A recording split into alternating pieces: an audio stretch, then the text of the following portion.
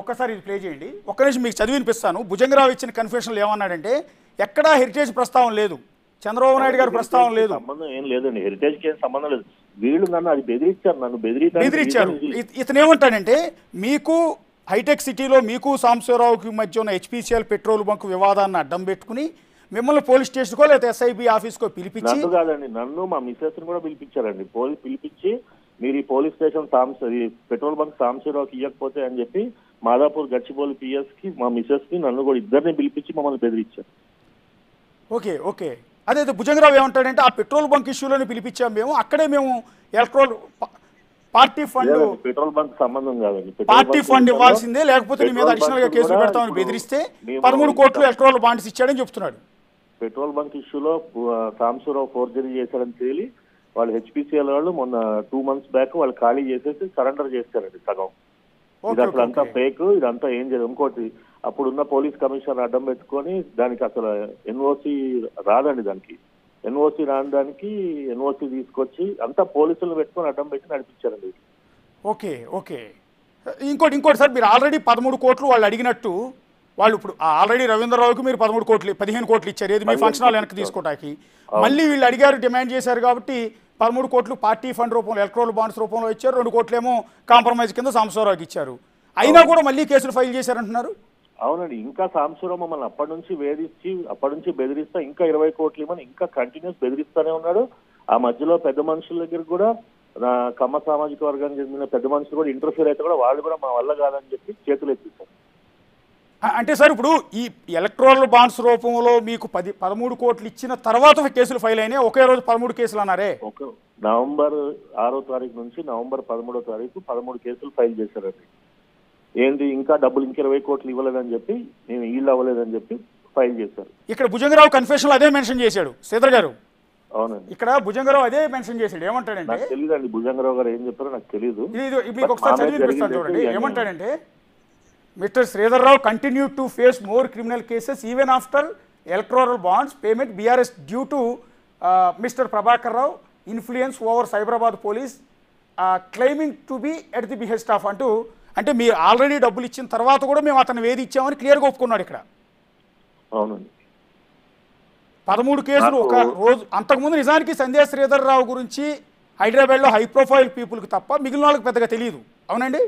అవునండి, కానీ ఆ రోజు అంటే ఆ వారం రోజులు మీ మీద కేసులు ఫైల్ అయిన తర్వాత మీ పేరు మారుమోగిపోయింది తెలుగు రాష్ట్రాల్లో.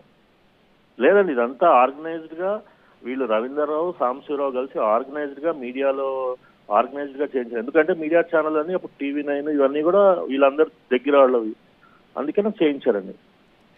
అంటే వాళ్ళ అనుబంధ ఛానల్లో మీ మీద నెగిటివ్ కవరేజ్ మొత్తం. అవునండి, ఆల్రెడీ ఏదో అధికారులు మీ ఇంటికి వస్తే కుక్కలు వదిలేరని కూడా మీ మీద కథనాలు వచ్చినాయి కదండి. ఏమండి కుక్క మా ఇంట్లో ఉన్నది ఒకటే కుక్క, అది అసలు అసలు ఎవరు ఇచ్చినా లెగను కూడా లెగదు. కుక్కలు వదిలేరు, అధికారులు వస్తే కుక్కలు వదిలితే ఏం చేస్తారండి అధికారులు, పోలీసు అధికారులు కుక్కలకు భయపడి ఆగిపోతారా వచ్చేవాడు. అంటే టీవీ ఛానల్లో వార్తలు రావటం కావచ్చు, మీ మీద కేసులు ఫైల్ కావటం, వేధింపులకు గురి చేయటం, ప్రభాకర్ వీడియోలు పెట్టారండి నా మీద. వేరే ఛానళ్ళలో అంత లేదు కానీ TV5 ఒక్క దాంట్లో 64 వీడియోలు. ఏం పర్సనల్ ఇంట్రెస్ట్ ఉంటుందండి వాళ్ళకి? ఏమైనా ఉంటే కోర్టులో, ఇప్పుడు కోర్టుకి వెళ్ళాము పెట్రోల్ బంక్, వాళ్ళే కోర్టులోంచి వాపసు తీసేసుకున్నారు కేసు.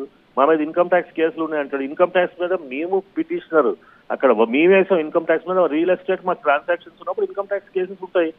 మేము వేసాం కేసు, హైకోర్టు మాకు గ్రాంట్ ఇచ్చింది. దానికి కూడా ప్రతిదానికి ప్రెస్ మీడియా ఆ రోజు కూడా ప్రెస్ మీట్ పెడుతున్నా, మీరు డబ్బులు ఇవ్వకపోతే సెటిల్ చేయకపోతే అని బెదిరించాడు.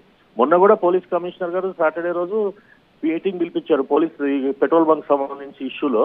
పిలిపించి ఫ్యాక్ట్స్ ఏంటనేది ఎంక్వైరీ చేశారు. మేము మొత్తం ఫ్యాక్ట్స్ చెప్పాం. 2 కేసులు ఎఫ్ఐఆర్ ఫైల్. అతను కారు డీడీ మోసం చేసి తీసుకున్నాడండి. మా ఆఫీస్లో మాకు తెలియకుండా అకౌంటెంట్స్ మేనేజ్ చేసి 10 లక్షల రూపాయలు డీడీ తీసుకొని, వాళ్ళ కంపెనీ పేరు మీద డీడీ ఉంది, వాళ్ళ ఆవిడ పేరు మీద కారు కొనుక్కున్నాడు.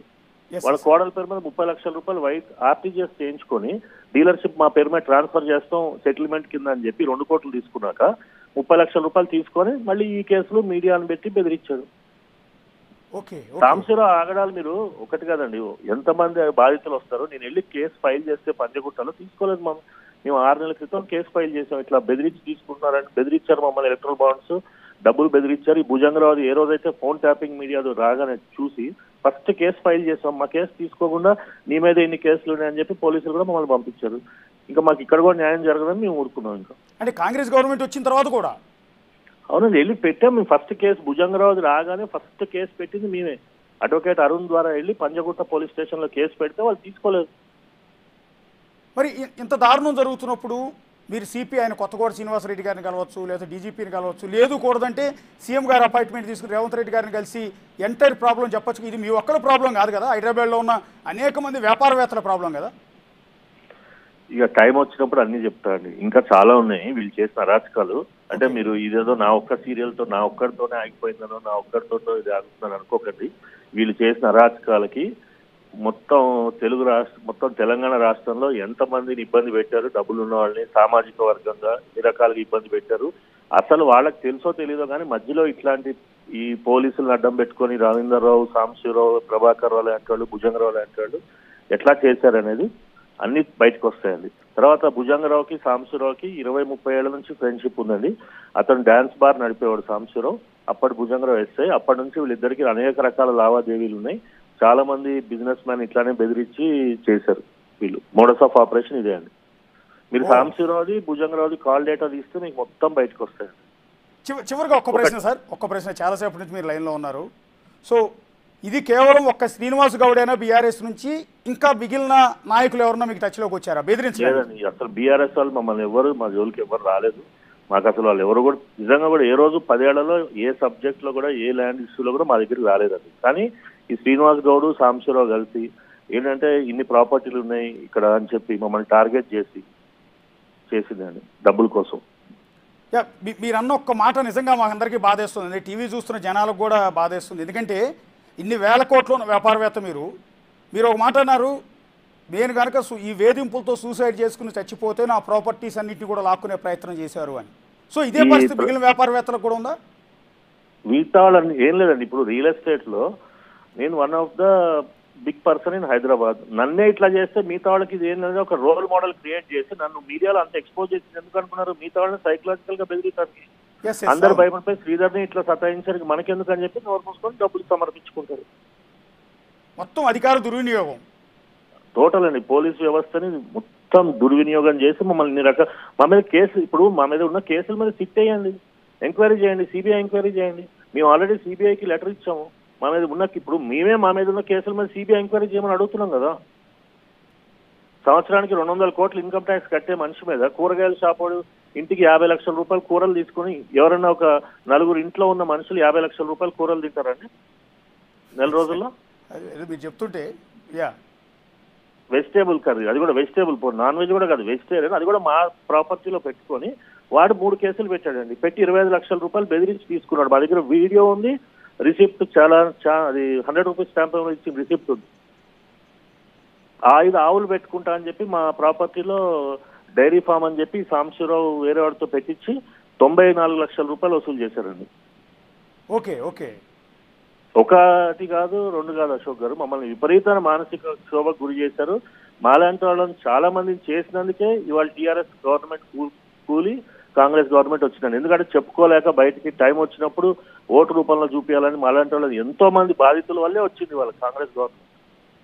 వీళ్ళు చేసిన ఓవర్ నైట్ చేసినవి కాదండి. మాలాంటి వాళ్ళు ఇన్ని రకాల ఇబ్బందులు పెట్టి రియల్ ఎస్టేట్ లో ఎంతమంది ప్రాపర్టీలు కబ్జా పెట్టారని.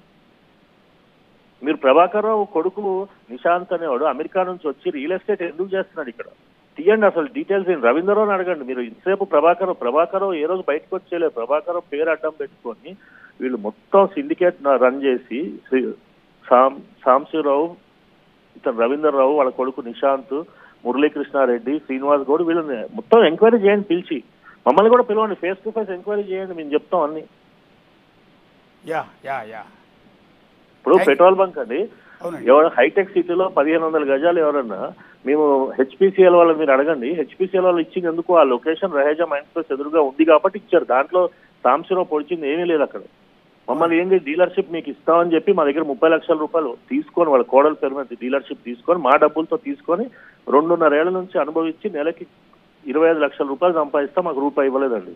అది మేము కంప్లైంట్ చేసి ఇప్పుడు కాంగ్రెస్ గవర్నమెంట్ వచ్చాక ధైర్యంగా బయటకు వచ్చి కంప్లైంట్ చేస్తే హెచ్పిసి వాళ్ళు పోలీసు వాళ్ళు రియాక్ట్ అయ్యి ఇప్పుడున్న పోలీస్ కమిషనర్ గారు ఇమీడియట్ గా రియాక్ట్ అయ్యి దాని ఎఫ్ఐఆర్లు చేశారు. వాళ్ళు ఎంక్వైరీ చేసి బ్యాంకుకి అంతా పంపించుకొని ఎంక్వైరీ చేశాక ఎఫ్ఐఆర్ చేశారు. మేము ఇవ్వగానే చేయలేదు. ఎఫ్ఐఆర్ పెట్టిన 15 రోజుల తర్వాత అన్ని ఎంక్వైరీ చేసి ఎఫ్ఐఆర్ చేశారు. తర్వాత ఇప్పుడు ఎన్ఓసి క్యాన్సిలేషన్ కి పెట్టాం, దాన్ని కూడా ఎంక్వైరీ చేస్తున్నారు. హెచ్పిసిఎల్ వాళ్ళు మా వల్ల తప్పు జరిగింది, మాకు మోసం చేశారు, వీళ్ళు మిస్గైడ్ చేశారని చెప్పి వాళ్ళు తీశారు బంక్. ఆ పెట్రోల్ బంకు సంబంధించి జస్ట్ ఒక విజువల్ వచ్చిందండి, ఏదో ఎక్స్క్లూజివ్ విజువల్ మా వాళ్ళు ప్లే చేస్తున్నారు. పెట్రోల్ బంక్లో వన్ ఆఫ్ ది ఆఫీసర్ అనుకుంటే ఎవరైనా ఆఫీసర్స్ వచ్చి పెట్రోల్ బంక్ వచ్చి బెదిరించారండి మిమ్మల్ని ఏమన్నా? మాకు అసలు లేదండి ఆఫీసర్, అసలు హెచ్పిసిఎల్ వాళ్ళు ఎవరికి అట్లాంటిది ఏం లేదు. ఈ సాంబశివరావు అందరి పేర్లు చెప్పి అడ్డం పెట్టుకొని బెదిరిస్తారండి. విపరీతమైన మానసిక క్షోభకు గురి చేశాడు మమ్మల్ని. ఒక క్లిప్ అయితే మాకు వచ్చిందండి, పెట్రోల్ బంక్ లో ఆయన సాంబశివరావు అనుకుంటా నిలబడి ఉండి లోపలికి వెళ్తూ ఉన్నారు. అవునండి. Okay okay. ఇప్పుడు ఆయన పెట్రోల్ బంక్ అయితే ఏమండి ఇంకోటి ఏం చేశారంటే వీళ్ళు ఫోను, ఇప్పుడు నేను ఎవరితోనో మాట్లాడింది నా ఫోను నాకే వినిపిస్తే భయపడరా అండి రియల్ ఎస్టేట్ వాళ్ళు? Okay okay. అట్లా వినిపించి సాంబశివరావు మమ్మల్ని బెదిరించాడండి. మీరు మాట్లాడిన ఫోన్ ట్యాప్ చేశారని మీకు ఐడియా ఉంది? అప్పుడే ట్యాప్ చేశారు, కానీ మా మాట ఎవరు వినిపించుకుంటారు? మేము చెప్తే క్లియర్ గా నేను ఏం మాట్లాడుతున్నా, ఎక్కడికి వెళ్తున్నా, ఎక్కడికి వస్తున్నా ప్రతిదీ మమ్మల్ని అడిగేవాళ్ళు. సాంబశివరావు వచ్చి సార్ వాళ్ళు మీరు వాళ్ళకి డబ్బులు ఇచ్చారంట కదా, మీరు ఆ ప్రాపర్టీ కొన్నారంట కదా, ఈ ప్రాపర్టీ కొన్నారంట కదా అని మమ్మల్ని అడిగేసరికి ఏం చేస్తాం, భయపడిపోయి డబ్బులు ఇచ్చాం. అది భుజంగరావు ద్వారా ఇతనికి వచ్చింది ఇన్ఫో? అవునండి, మొత్తం భుజంగరావు ప్రణీతరావుని పెట్టుకొని ఇన్ఫర్మేషన్ తీసుకొచ్చాం. Okay okay okay okay. మేము ఏ ట్రాన్సాక్షన్ చేస్తున్నామో వాళ్ళతో ఫోన్లో మాట్లాడుకోవడం సందర్భంలో ఇతను ముందే పసిగట్టి మీరు ఆ ప్రాపర్టీ కొంటున్నారని చెప్పి పట్టుకొని దాని మీద ఇట్లా ప్లస్ మాకున్న రియల్ ఎస్టేట్ టెనెంట్స్ తోటో ఏదో చిన్న చిత్క ఇష్యూస్ ఉన్నాయి, దాన్ని పట్టుకొని ఫోన్ ట్యాపింగ్ లో ఇది అవతల వాళ్ళని అప్రోచ్ అయ్యి మమ్మల్ని ఎన్ని రకాల ఇబ్బందులు పెట్టాడో అసలు మీరు డీటెయిల్ గా ఎంక్వైరీ చేస్తే తెలుస్తుందండి. ప్రతి ఎపిసోడ్ మేము ఇవ్వగలం. ఇప్పుడు మాకు కర్ణాటకలో, తమిళనాడులో మాకు చాలా బిజినెస్లు ఉన్నాయండి. ఎస్సీజెడ్లు ఉన్నాయి, హెచ్సిఎల్, మాకు డేటా సెంటర్లు ఉన్నాయి, ఇవన్నీ ఉన్నాయి. మాకు ఎక్కడ కేసులు లేవు. కర్ణాటకలో కానీ తమిళనాడులో కానీ ఒక్క కేసు లేదు మాకు. హైదరాబాద్ లో సైబరాబాద్ లో ఇన్ని కేసులు ఒకటేసారి వారం రోజుల వ్యవధిలో ఎందుకు అవుతాయండి? ఇప్పుడు as of now BRS government లో మీ మీద కేసులు ఫైల్ అయిన కేసులు టోటల్గా ఏంటి సార్ మొత్తం 10 ఏళ్లలో? 10 ఏళ్లలో ఏం లేదండి. ఈ 2021 నుంచి ఇప్పటిదాకా ఒక 20 కేసులు ఫైల్ చేశానండి. 20 కేసులు ఇప్పటికీ కోర్టుల చుట్టూ తిరుగుతున్నారు. కోర్టులో చాలా వరకు కోర్టు ఏం చేసిందంటే కనీసం ఫాంట్ అన్నా మార్చండి అని చెప్పి అప్పుడు ఈ 13 కేసులు ఫైల్ అవగానే మేము హైకోర్టుకి వెళ్తే not to arrest in any case. ఇదంతా అంటే కనీసం మీరు కంప్లైంట్ ఫాంట్ కూడా మార్చలేదని కోర్టు అక్షంతలు వేసి మీకు కావాలంటే ఆ కోర్టు ఆర్డర్ పెడతానండి. క్లియర్ గా నాట్ టు అరెస్ట్, నన్ను కానీ మా వైఫ్ని కానీ అరెస్ట్ చేయడానికి వీల్లేదని చెప్పి క్లియర్ గా హైకోర్టు వారం రోజులను అబ్జర్వ్ చేసి ఇచ్చేసింది not to arrest in any case అని. ఈ ప్రభాకర్ రావు కానీ భుజంగరావు కానీ వీళ్ళందరూ ఎన్నిసార్లు అరెస్ట్ చేయించుంటారు సార్ 21 తర్వాత? 21లోనండి. ఫస్ట్ టైం అరెస్ట్ చేస్తే బెయిల్ ఇచ్చేశారు. ఇది 41 సివిల్ సంబంధించిన ఇష్యూ. రెండోసారి కూరగాయలకు సంబంధించిన కేసులో నేను బెంగళూరు ఇట్లా అరెస్ట్ కాగానే బెంగళూరు వెళ్ళాను. బెంగళూరు వెళ్తే నన్ను ఒక రాత్రి నేను మా సైట్కి వెళ్తుంటే గెస్ట్ హౌస్ లోంచి సైట్కి వెళ్తుంటే అండి అర్ధరాత్రి పికప్ చేసుకొని అక్కడ కోర్టులో కూడా సరెండర్ చేయకుండా తీసుకొచ్చి ఇక్కడ బెదిరించి ఈ మమ్మల్ని డబ్బులు తీసుకొని అప్పుడు జైల్లో మళ్ళీ జడ్జి దగ్గర తీసుకెళ్లి దగ్గరుండి అరెస్ట్ చేయించారండి. ఇంత ఇబ్బందులకు గురయ్యారు కదా శ్రీధర్ గారు, కనీసం ఆ రోజు ఏ మీడియా ముందుకు వచ్చి మీ గోడు చెప్పుకునే ప్రయత్నం చేయలేదా? నిజంగా కూడా అశోక్ గారు అసలు మీడియాకు వచ్చి చెప్పాలనే అంత ఆ రోజున అసలు బతికితే చాలనే పరిస్థితిలో ఉన్నామండి. నేను, మా కుటుంబం, మా పేరెంట్స్, మా ఇన్లాస్ అందరం నేను బతికితే చాలు అనే పరిస్థితిలో ఉన్నాము. మొత్తం మా ప్రాపర్టీలు కబ్జా అయిపోయినాయి. మళ్ళీ కాంగ్రెస్ గవర్నమెంట్ వచ్చాక ఒక్కొక్కటి తీసుకుంటామండి. ఉందా అసలు మీడియా సహకారం ఉందా పోనీ మీకు? మీడియా సహకారం అప్పుడు లేదండి. అంటే ఆ రోజు ఒకవేళ నిజంగా సంజయ్ శ్రీధర్ వచ్చి ఒక ప్రెస్ మీట్ పెట్టి ఈ రవీంద్రరావు అరాచకాలు, ప్రభాకర్ రావు అరాచకాలు, భుజంగరావు అరాచకాలు ఇవన్నీ చెప్పే ప్రయత్నం చేస్తే మీడియాలో కవరేజ్ వచ్చి ఉండేదంటారా? ఆ రోజున ఎక్కడొచ్చేదండి మీకు తెలీదా? అసలు ఆ రోజున మీడియాకు స్వాతంత్రం ఎక్కడుంది? ఓకే, మీడియా స్వాతంత్రం ఎక్కడుందండి ఆ రోజున? కాంగ్రెస్ గవర్నమెంట్ వచ్చాకే మీడియాకు స్వాతంత్రం వచ్చింది. కానీ కనీసం యూట్యూబ్ ఛానళ్లలో ఎవరు చెప్పినా అది బ్లాక్ చేయిస్తారు, వాళ్ళ మీద కేసులు పెడతారు. Okay okay. మీరే ఒక టీవీ ఛానల్కి అధిపతి కదండి? అవునండి. ఇప్పుడు రాజ్ న్యూస్ ఛానల్ మీ కిందే ఉంది. అవును. ఇప్పుడు ఒక మీడియా యజమాని అయ్యుండి కూడా మీరు ఈ రోజు ఇన్ని ప్రాబ్లమ్స్ ఫేస్ చేశారు. అప్పటికి మీడియా లేదేమో మీ చేతుల్లో? అప్పటికి మీడియా లేదండి. ఈ ప్రాబ్లమ్స్ చూసే మీడియా తీసుకున్నాం మేము. తీసుకొని అప్పటి నుంచే మాకు కనీసం ఊపిరి పీల్చుకొని ఇచ్చారు, లేకపోతే మమ్మల్ని ఈ మాత్రం కూడా బతకనిచ్చేవాళ్ళు కదండి. ఫైనల్ గా ఒక చిన్న బ్రీఫ్ గా చెప్పండి సార్ ఒక్కసారి. టోటల్ గా ఇప్పుడు కాంగ్రెస్ నేతలు చూస్తూ ఉంటుంటారు, ఆ పోలీస్ అధికారులు కూడా టీవీ చూస్తూ ఉండొచ్చు బహుశా. సో వాళ్ళందరినీ ఎలాంటి న్యాయం కోరుకుంటున్నారు మీరు ఇప్పుడు? ఒకటే అండి, ఫెయిర్ గా మీరు ఇప్పుడు ఉన్న సైబరాబాద్ పోలీస్ కమిషనర్ గారు కానీ హైదరాబాద్ కమిషనర్ గారి మీద మాకు పూర్తి నమ్మకం ఉందండి. ఒక్కసారి వాళ్ళు ఫెయిర్ గా పిలిచి అసలు పర్ కేస్ టు కేసు నన్ను విచారించి నా స్టేట్మెంట్ తీసుకొని న్యాయం చేయమని అడుగుతున్నాండి. మా తప్పు ఉంటే మమ్మల్ని శిక్షించండి. Yes sir. Yeah, thank you Sridhar garu. Thanks అండి. Thank you. అది one of the business men ఆవేదన.